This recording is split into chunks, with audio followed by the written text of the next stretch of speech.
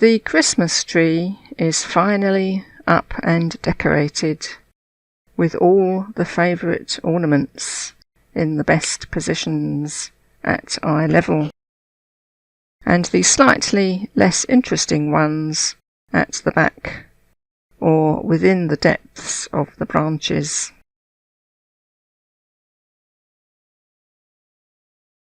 On top is an angel in red dress with shiny cardboard wings, singing from a carol sheet.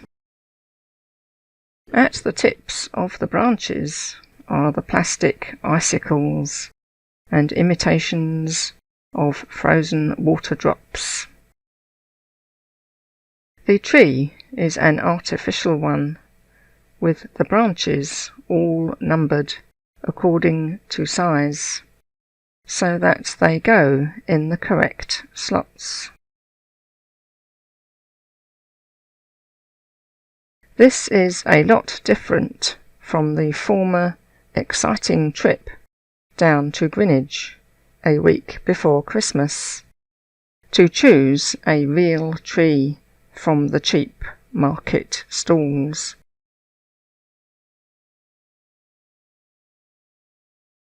These were mostly very small, compact Norway spruces, with narrow needles, a wide, rounded base, and a tall, almost bare top spike. Unlike today's more conical trees, with their darker green or bluish colouring, and flattened, wider needles, and bred or treated so as not to drop their needles too soon.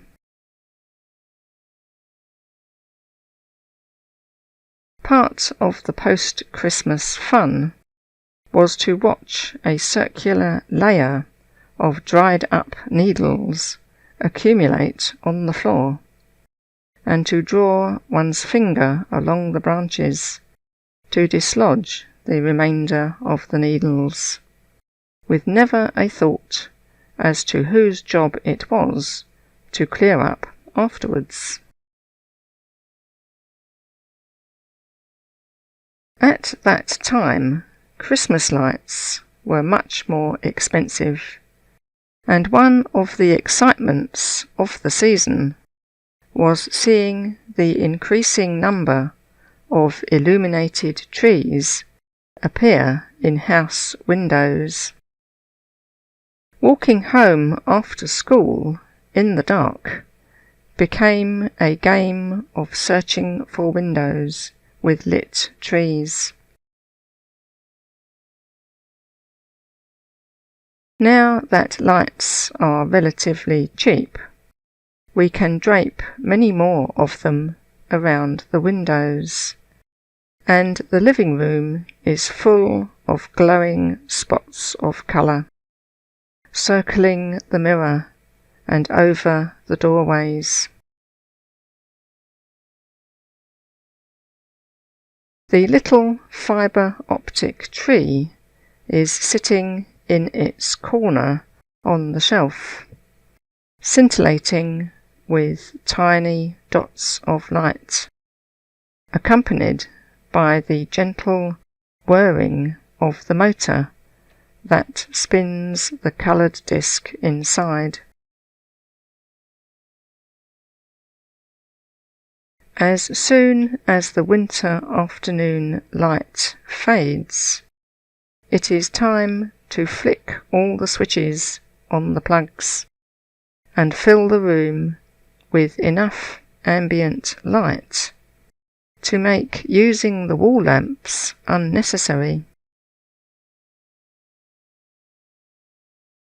The shopping is mostly done, and our resident Robin has reappeared in the garden, made bold by the recent spell of frosty weather, and he provides a living, moving Christmas card outside the kitchen window.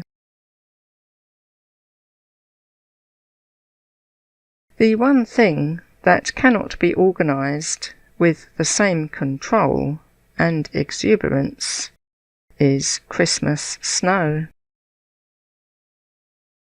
In my part of the world, in southern England, snow is not guaranteed each winter. Frost, ice and cold periods are regular, but settling snow is uncommon enough to retain its novelty value. There are so many Christmas cards, songs and shop displays based on the snow theme that I have been endeavouring to untangle the reasons for this passion for fluffy, white, frozen water at Christmas. How strange it would appear if we were fixated instead on the desire and necessity for rain or sleet over Christmas.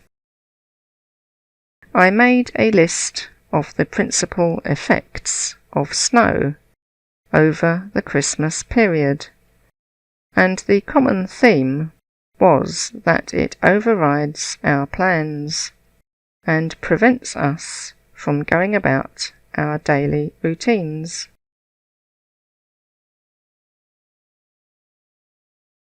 As Christmas involves suspending those activities and taking a brief holiday from work, the snow seems to give us the final excuse that we need in order to give ourselves permission to take a break. Our familiar surroundings are half erased under a blanket of white, and everything is always much quieter because of the reduced traffic. It is like going on holiday when you are completely separated from your normal duties and habits. Your mind has a chance to think for itself instead of being on autopilot. Thoughts can come up that were crowded out during the more hectic working days. You can rest or indulge in other, more interesting pursuits.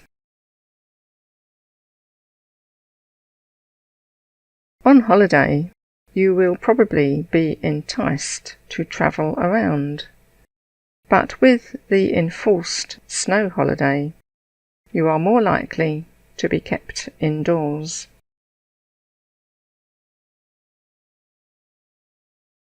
This is exactly what is portrayed as the most important part of Christmas, spending time with family and friends, which means everyone is at home at the same time. This emphasis probably started when the Victorians invented our current way of celebrating Christmas.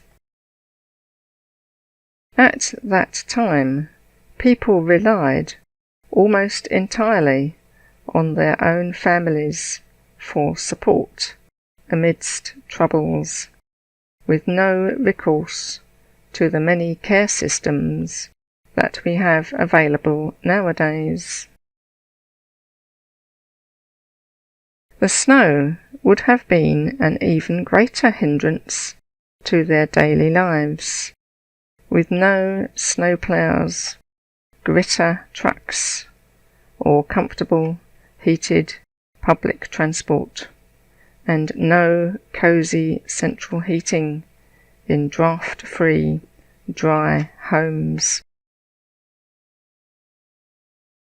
Once it snows, we can feel justified in calling a halt to proceedings, even though it may only be a few inches deep.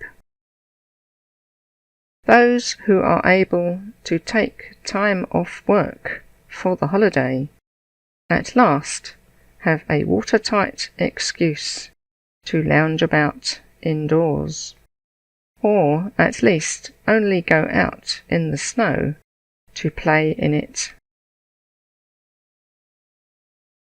Part of the enjoyment of a snowy, fresh air walk is returning home to the cosy fireside, radiator or snuggle blanket, and the ubiquitous bowls of festive chocolates, crisps and peanuts.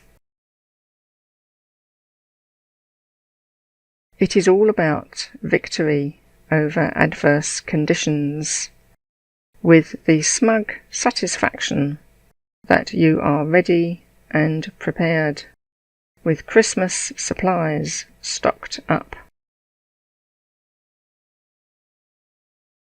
If you have to brave the blizzard and snowdrifts to get more supplies, that chilly and sometimes soggy battle can be viewed in the same way, as a triumph over the elements, to bring home yet more wrapping paper, mince pies, and bags of mixed nuts.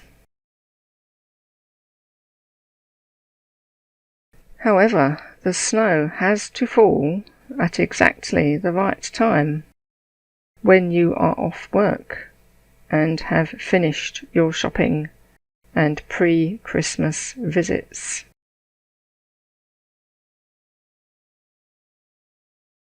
It must be pure, deep and white for the duration of the festive season, and then disappear once you need to get back out to work or travel again. Home has to be warm and well insulated, and the pantry stocked full of provisions. This idealized story takes no account of those who have to travel and continue working over Christmas, or those struggling to keep their home warm, and many other difficulties that beset people at Christmas. We love the snow only when it is not going to affect our schedule and comfort too much. Even better, when there is no timetable for it to interrupt. The snow scenes in shop windows feed our imaginations with their idealized scenario, edited for convenience and comfort. And if it doesn't snow for Christmas, then at least we can enjoy our depictions of it by gazing at the row of Christmas cards from the warmth of an armchair.